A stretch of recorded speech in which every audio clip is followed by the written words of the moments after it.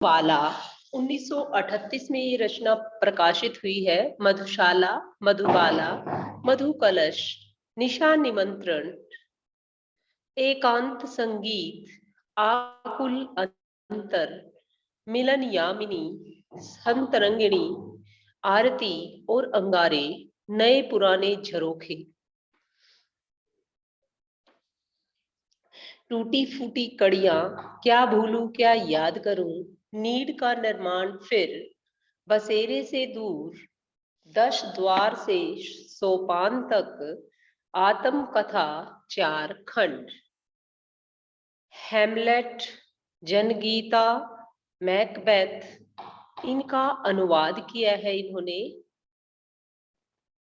प्रवास की डायरी, ये एक डायरी विधा है इनकी, प्रवासी की डायरी। प्रवासी कौन होता है बच्चों?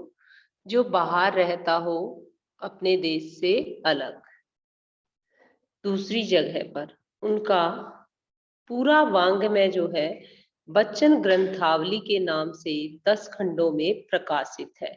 जो उनका पूरा साहित्य है वो बच्चन ग्रंथावली के नाम से जो है प्रकाशित हुआ और 10 खंडों में से विभाजित किया गया है। किसको? बच्चन ग्रंथावली को। मैंने बताया बेटा ये जो है अमिताभ बच्चन के पिताजी थे, हरिवंश राय बच्चन जी। निधन हुआ है 2003 में मुंबई में। 1907 में जन्म, 2003 में मृत्यु। पूरब चलने के बटोही बाट की पहचान कर ले। पूरब दिशा की ओर जाने वाले बटोही कौन होता है? रास्ता तय करने वाला। बाट की पहचान कर ले कि पहले रास्ते की पहचान कर ले कि तुझे जाना कहाँ है। सन 1942 से 52 तक इलाहाबाद विश्वविद्यालय में प्राध्यापक, आकाशवाणी के साहित्य कार्यक्रमों से संबद्ध, फिर विदेश मंत्रालय में हिंदी विशेषज्ञ रहे। तो देखिए बेटा 1942 से 52 तक जो है ये इलाहाबाद जो है विश्वविद्यालय उसमें प्राध्यापक, प्रोफेसर के पद पर इन्होंने कार्य किया, यानी कि लगभग 10 साल इलाहाबाद विश्वविद्यालय में। फिर ये जो है आकाशवाणी के साहित्यिक कार्यक्रमों से संबंध और फिर जो है विदेश मंत्रालय में हिंदी विशेषज्ञ के नाम, हिंदी विशेषज्ञ भी ये रहे हैं। दोनों महायुद्धों के बीच 14 से 18 जो हमारा हुआ और शायद एक जो है 45 के नियर अबाउट, तो दोनों महायुद्धों के बीच मध्य वर्ग के विक्षुब्ध विकल मन को बच्चन ने वाणी का वरदान दिया कि दोनों ही महायुद्धों के बीच जो विश्व युद्ध हुए हैं उनमें जो क्या है कि जो मध्य वर्ग है, मध्य वर्ग मीन्स जो ना अधिक गरीब है ना अमीर है, तो मध्य वर्ग जो है सबसे ज्यादा पिसा है, सबसे ज्यादा विक्षुब्ध हुआ है, सबसे ज्यादा परेशान हुआ है, व्याकुल हुआ है। तो उस मध्य वर्ग की जो है पीड़ाओं को जो है बच्चन ने अपने जो है साहित्य में उभारा है। उन्होंने छायावाद की लाक्षणिक वक्रता की बजाय सीधी साधी जीवंत भाषा और संवेदनशील गेय पदों में अपनी बात कही है। तो देखिए जो बेटा जो इससे पहले छायावाद था हिंदी का, जैसे मैंने आपको काल विभाजन बताया है कि हमारा जो हिंदी का काल है वो कैसे कैसे विभाजित है। सबसे पहले जैसे मैंने आपको बताया था कि आता है आदिकाल, भक्तिकाल, रीतिकाल और आधुनिक काल। आदिकाल, भक्तिकाल, आधुनिक काल। फिर आधुनिक काल को भी जो है कई भागों में जो है विभाजित किया गया है। तो आधुनिक काल के सबसे पहले है भारतेंदु युग आता है, फिर द्विवेदी युग आता है और इसके बाद आता है बच्चों छायावादी युग। तो जो छायावादी युग था बेटा उसमें जो है जो साहित्य रचा गया छायावादी युग में वो आत्मा और परमात्मा से रिलेटेड था, मतलब आत्मा और परमात्मा से संबंधित साहित्य था जो छायावाद काल में जो साहित्य रचा गया। और वो जो है समझने के लिए थोड़ा सा क्या है कि सीरियस मतलब कि उसका प्रतीक अर्थ कुछ और होता था, लिखा कुछ और होता था। तो उसमें वक्रता थी, यानी कि टेढ़ापन था। मीन्स टू से वो थोड़ा डिफिकल्ट था समझने में छायावाद का साहित्य। तो कहता है लेकिन बच्चन ने जो है अपनी सीधी सादी भाषा में, जीवंत भाषा में जो है, और बिल्कुल जो है लय के साथ जो है अपना साहित्य रचा। इनके जो है साहित्य में सीधी सादी जीवंत भाषा का प्रयोग है, और संवेदनशील गेय पदों में, और जो इन्होंने लय के साथ जो पद गाए हैं या पद जो इन्होंने रचे हैं, उनके अंदर ऐसा लगता है कि वे जीवंत हो, संवेदना हो। जैसे व्यक्ति के अंदर संवेदना होती है, तो जब हम इनके पदों को पढ़ते हैं तो वे जीवंत हो उठते हैं। ऐसा लगता है कि वास्तव में ये जो है हो रहा है। व्यक्तिगत जीवन में देखिए बेटा, क्या है इनकी साहित्य की जो विशेषताएं मैंने बताई हैं आपको। सबसे पहले तो कि इन्होंने जो है मध्य वर्ग की जो है व्याकुल मन को जो है बच्चन जी ने वाणी दी है, यानी कि मध्यम वर्ग की समस्याओं को इन्होंने अपने साहित्य में जो है उकेरा है। सेकंड जो है, इनकी भाषा जो है वो बिल्कुल सीधी सादी है, जीवंत है, और जो है गेय शैली में जो है इन्होंने अपनी बात कही है। फिर व्यक्तिगत जीवन में जो घटी घटनाएं हैं, उसकी सहज अनुभूति की ईमानदारी जो है बच्चन के यहाँ कविता बनकर प्रकट हुई है। कि जो व्यक्तिगत जीवन में घटी घटनाएं हैं, उनको ही जो है बच्चन जी ने अपनी कविताओं में उकेरा है। यह विशेषता हिंदी काव्य संसार में उनकी विलक्षण लोकप्रियता का मूल आधार है। जो यह विशेषता है वो हिंदी साहित्य में उनकी एक अलग ही पहचान जो है बनाए हुए है बच्चन जी की। कि क्यों? क्योंकि उन्होंने जीवन की वास्तविक घटनाओं को जो है साहित्य में स्थान दिया है। तो यह उनकी एक विलक्षण प्रतिभा है।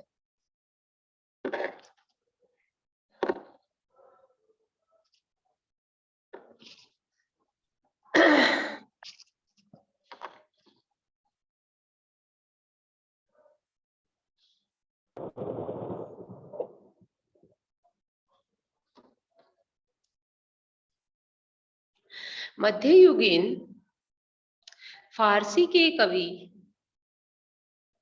उमर खयाम का मस्तानापन, हरिवंश राय बच्चन की प्रारंभिक कविताएं जो है विशेषकर मधुशाला में एक अद्भुत जो है विस्तार हुआ है।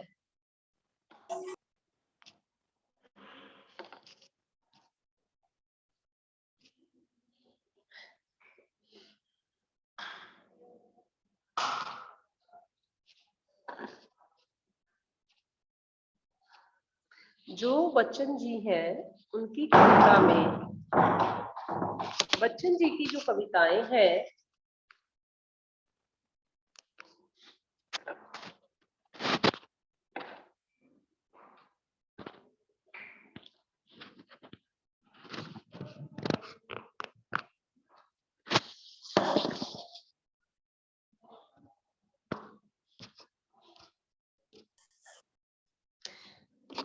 बच्चन जी की कविताओं में पूर्व जो मध्ययुगीन फारसी के कवि उमर खयाम का मस्तानापन, हरिवंश राय बच्चन की प्रारंभिक कविताएं विशेषकर मधुशाला में एक अद्भुत अर्थ विस्तार पाता है। कि जो फारसी कवि थे वो, उनके अंदर जो मस्तानापन था, फारसी कवियों के अंदर जो मस्तानापन था बेटा, वो किसकी जो है साहित्य में पाया जाता है? हरिवंश राय बच्चन जी के साहित्य में। और विशेषकर जो मधुशाला है उसमें जो है इन्होंने बहुत अच्छा मतलब वर्णन किया है मस्तानेपन का। जीवन एक तरह का मधु कलश है, यानी कि जो जीवन है वो एक, देखो कितनी सुंदर बात कही है कि जो जीवन है वो एक तरह का मधु कलश है।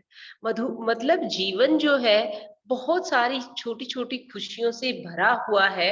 यदि हम देखेंगे उन खुशियों को, एक मिठास है जीवन के अंदर। और जो ये पूरी दुनिया है ये क्या है? एक मधुशाला है। कल्पना साकी और कविता वह प्याला है जिसमें ढालकर जीवन पाठक को पिलाया जाता है। देखिए कितनी सुंदर लाइनें लिखी हैं। कविता का एक घूंट जीवन का एक घूंट है, पूरी तन्मयता से जीवन का घूंट भरे, कड़वा खट्टा भी सहज भाव से स्वीकार करें। तो अंततः एक जो है सूफियाना सी बेख्याली मन पर छाएगी, एक के बहाने सारी दुनिया से इश्क हो जाएगा, और तेरा मेरा के समस्त झगड़े काफूर हो जाएंगे। काफूर मीन्स खत्म हो जाएंगे। इसे बच्चन का हालावादी दर्शन कहते हैं। देखिए बच्चन जो है बेटा वो हालावाद के, सॉरी टू डिस्टर्ब बेटा। ये स्टूडेंट्स, तो हम पढ़ रहे थे हालावाद के बारे में। जो हरिवंश राय बच्चन जी हैं, वो हालावाद के प्रवर्तक माने जाते हैं। तो हालावाद क्या है बेटा, कि सारी दुनिया को जो है अपना परिवार मानना, तेरे मेरे के झगड़े को समाप्त कर देना, ये थिंकिंग थी, ये फिलोसफी थी किसकी, हालावादी दर्शन। और हालावाद के प्रवर्तक है हरिवंश राय बच्चन जी। एक बार फिर देखिए इन लाइनों को हम पढ़ते हैं दोबारा से, कि जीवन जो है एक तरह का मधु कलश है, और यह दुनिया जो है मधुशाला है। यानी कि इस दुनिया से हम कितनी भी खुशियां बटोर सकते हैं, और अपने जीवन में जो है उन खुशियों को जो है हम एक मधु कलश की भांति जो है रख सकते हैं समेट कर। और जो कल्पना है, इमेजिनेशन है, कविता रूपी, और कविता वह कला है। और यदि हम जो है इमेजिन और कविताओं में यदि खो जाते हैं, तो हम उस सुंदर जो मधु है उसको जो है अपने जीवन में घोल लेते हैं, और जो है पूरी जो है जो भी उसमें स्वाद, यानी कि जो जीवन की खुशियां हैं, दुख है, उनको भी सहज भाव से हमें स्वीकार करना चाहिए। क्योंकि कभी खटास कभी मिठास, ये तो जिंदगी चलती ही रहती है। और यदि मन जो है बेख्याली हमारे मन पर छा जाएगी, कि बहुत ज्यादा अगर हम चिंतित नहीं रहेंगे, तो क्या होगा कि बेख्याली यदि हमारे मन पर छाएगी, तो पूरी दुनिया से हमें जो है इश्क हो जाएगा। यानी कि पूरी दुनिया जो है हमें अपनी लगने लगेगी, हमें जो है जीवन जीने में आनंद आने लगेगा। तो ये है हालावादी दर्शन। क्योंकि कई बार अगर हमारा ऑप्शनल क्वेश्चन आता है, तो हालावाद के प्रवर्तक ये क्वेश्चन बच्चों पूछ लिया जाता है, कौन थे और हालावादी दर्शन क्या था। यह बात ध्यान देने योग्य है कि उनकी युगबोध संबंधी कविताएं जो बाद में लिखी, उनका मूल्यांकन अभी तक कम ही हो पाया है। बच्चन का कवि रूप सबसे विख्यात है, पर उन्होंने कहानी, नाटक, डायरी जो है आदि के साथ बेहतरीन आत्मकथा भी लिखी है। कि जो इनका कवि रूप है वो सबसे फेमस है, विख्यात है, लेकिन इन्होंने क्या है कहानी भी, नाटक भी और डायरी भी, ये इनके साथ जो है बेहतरीन जो है अपनी बायोग्राफी भी लिखी है। ईमानदार, आत्म स्वीकृति और प्रांजल शैली के कारण निरंतर जो है पठनीय बनी हुई है। जो इनके साहित्य है, चाहे वह कहानी है, नाटक है, कविता है, उसमें इन्होंने जो है ईमानदारी, आत्म स्वीकृति, यानी कि जो बात इन्हें अच्छी लगी वही जो है इन्होंने कविताओं में उसको ढाल दिया। यानी कि बनावटीपन इनकी कविताओं में दिखाई नहीं देता, और जो है निरंतर पाठक जो है इनकी कविताओं को पसंद करते हैं। यहाँ उनकी कविता जो हम पढ़ेंगे बेटा, आत्म परिचय। ध्यान देंगे बच्चे, कविता का नाम है आत्म परिचय। तो आत्म परिचय जो है इनका एक गीत संग्रह है, निशा निमंत्रण। तो निशा निमंत्रण जो गीत संग्रह है उससे लिया गया है यह आत्म परिचय। निशा निमंत्रण का एक गीत है ये आत्म परिचय। निशा क्या होती है, रात्रि। तो गीत संग्रह क्या क्या नाम है बच्चन जी के, निशा निमंत्रण, और उसके में से ली गई है ये कविता आत्म परिचय।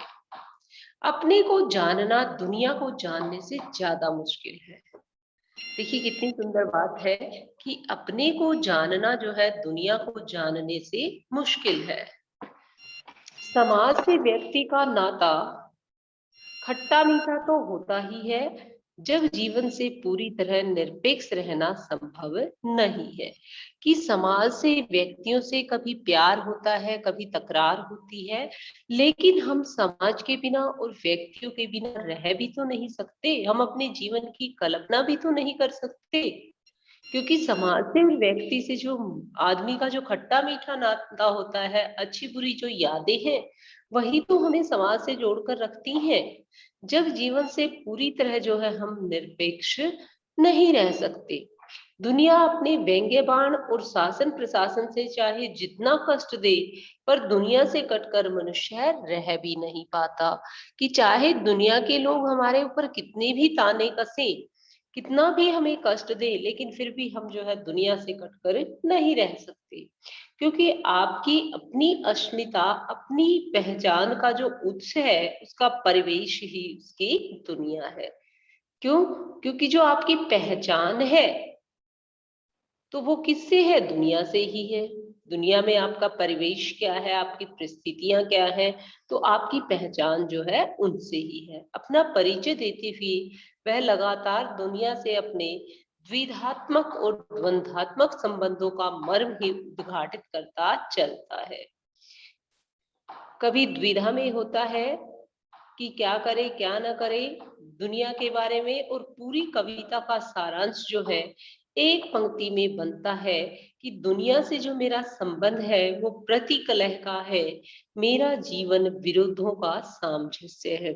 उन्मादों में अवसाद, रोदन में राग, शीतल वाणी में आग, विरोधों का विरोधाभास मूलक सामंजस्य साधते साधते ही वह बेखुदी, वह मस्ती, वह दीवानगी व्यक्तित्व में उतर आई है। कि दुनिया में हूं, दुनिया का तलबगार नहीं हूं, बाजार से गुजरा हूं, खरीदार नहीं हूं।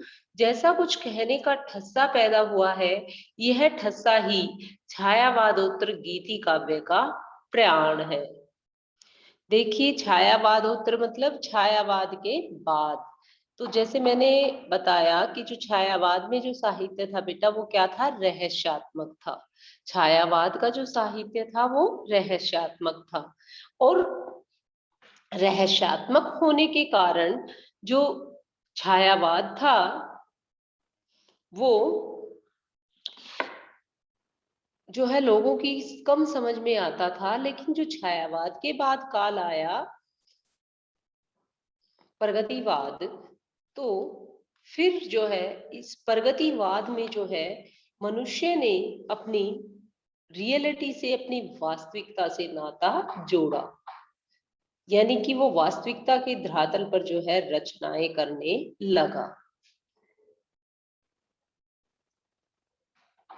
किसी असंभव आदर्श की तलाश में सारी दुनियादारी ठुकराकर उस भाव से दुनिया से इन्हें कोई वास्ता नहीं है। प्रतिकलह का यही वितान और विरोधाभास का यह विग्रह इन्हें दूर टिमटिमाते तारे की अबूझ रहस्यात्मकता से लाहलोट रखता है।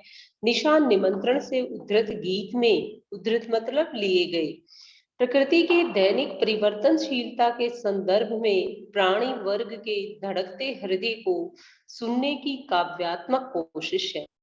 बहुत ही सरल सर्वानुभूत बिंबों के जरिए किसी अगोचर सत्य की रूहानी छुअन महसूस करा देना बच्चन जी की जो अलग विशेषता है। यह गीत उसका एक बेहतर नमूना है। किसी प्रिय आलम्बन या विषय से भावी साक्षात्कार का आश्वासन ही हमारे प्रयास के पगों की गति में चंचल तेजी भर सकता है। अन्यथा हम शिथिलता और फिर जड़ता को प्राप्त करने के अभिषिक्त हो जाएंगे। गीत इस बड़े सत्य के साथ समय के गुजरते जाने के एहसास में लक्ष्य प्राप्ति के लिए कुछ कर गुजरने का जज्बा भी लिए हुए है। तो किसी प्रिय के आलंबन या विषय से जो है ये किसी प्रिय का यदि आलंबन है, जीवन में सुंदर यादें हैं, मधुर यादें हैं, तो जीवन है वो बहुत सुंदर जो है बीतता है। अब कविता देखिए बेटा, कविता हम शुरू करने जा रहे हैं। मैं जग जीवन का भार लिए फिरता हूँ, फिर भी जीवन में प्यार लिए फिरता हूँ।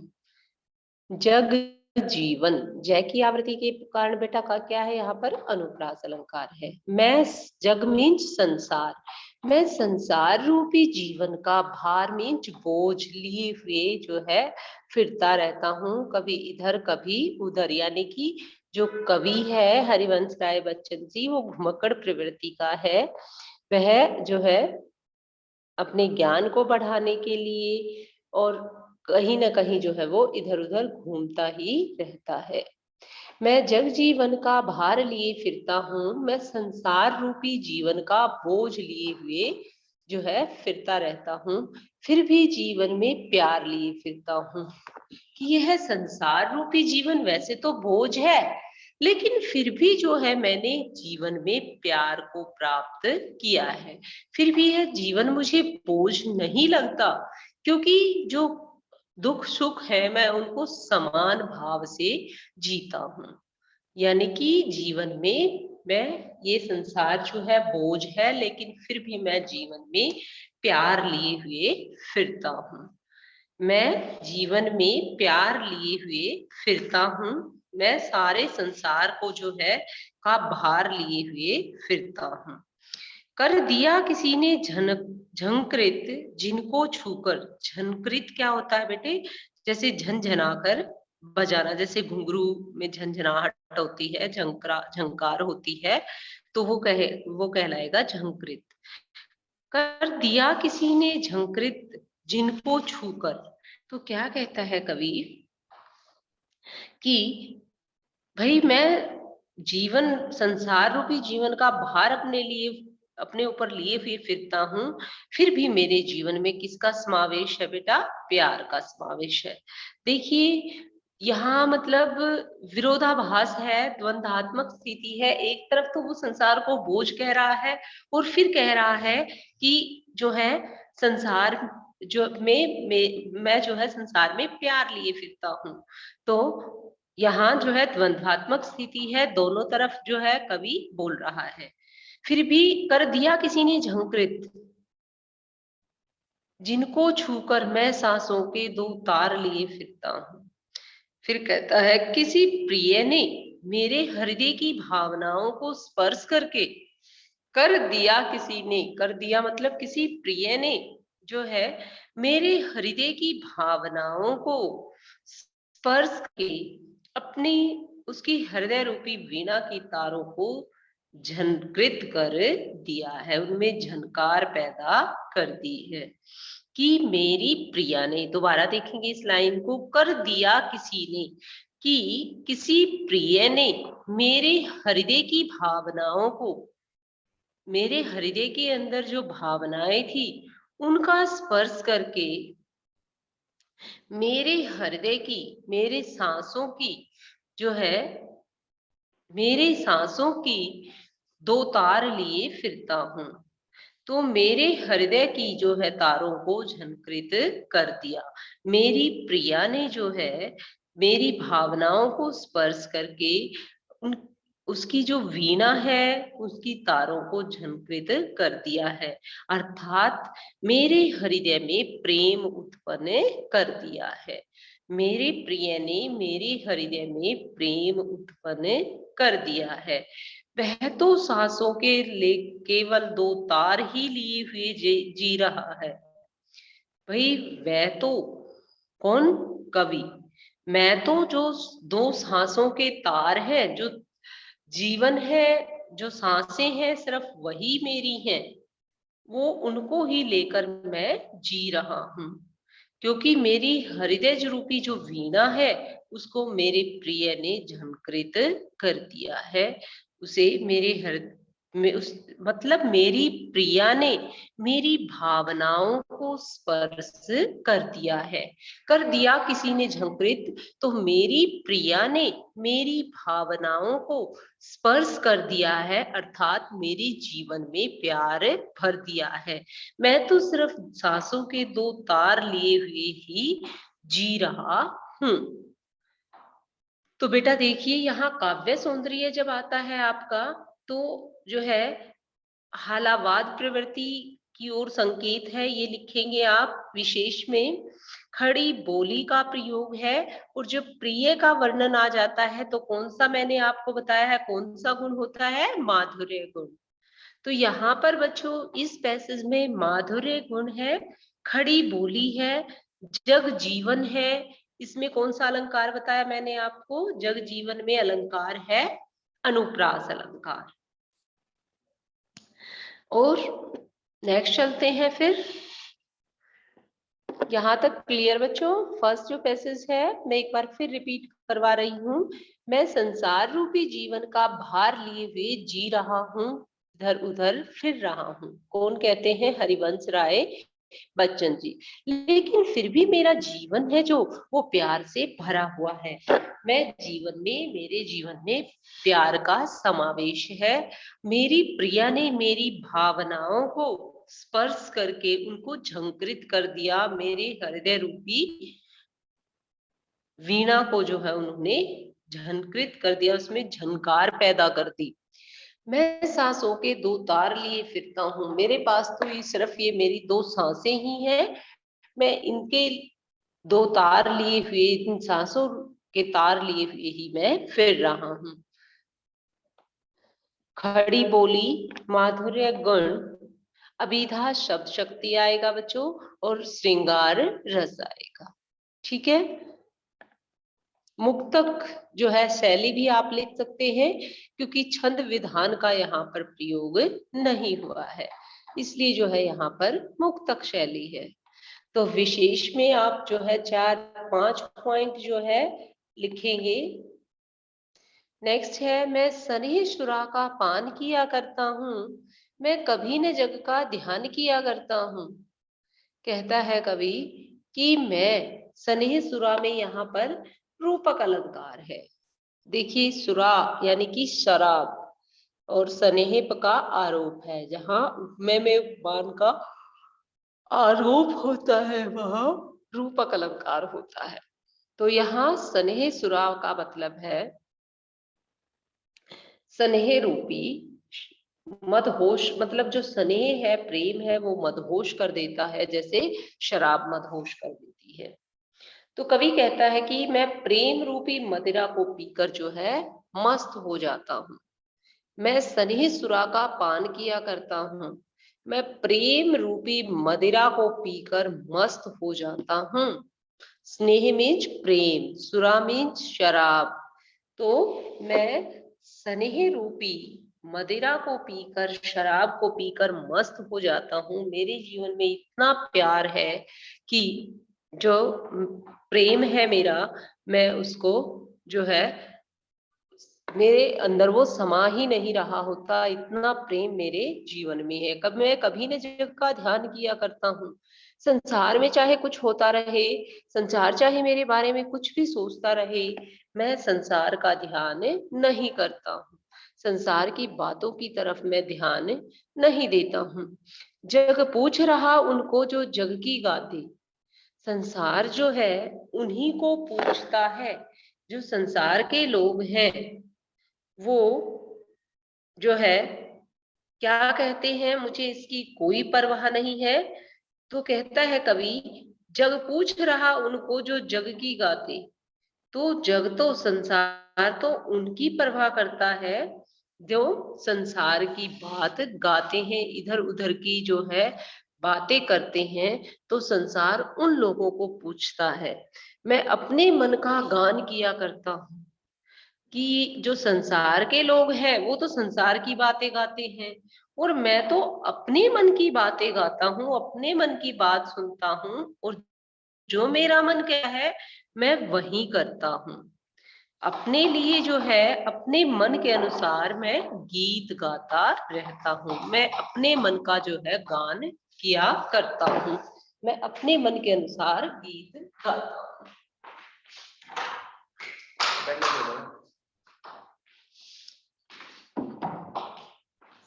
सर सर 10 मिनट का प्रिंट आउट सेशन है बच्चों का।